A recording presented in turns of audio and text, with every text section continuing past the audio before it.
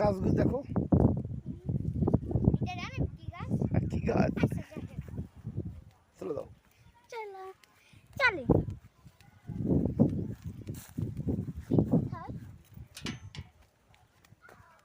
তবে এটা হলো আমার সেজু ফুপির জমি। হ্যাঁ সেজু ফুপির কথাই তো আমি জানি না। সো দেখুন কত সুন্দর।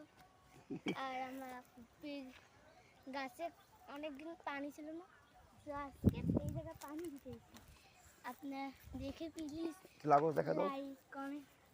আর এইখানে এই কালো বোরকাটা হলাম আমার, আর এটা হলো আমার আপার।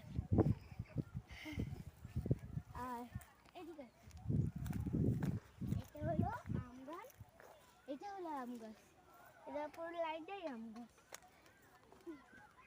এটা হলো কলা কলা গাছ, আর এটা হলো সুপারি গাছ। চলুন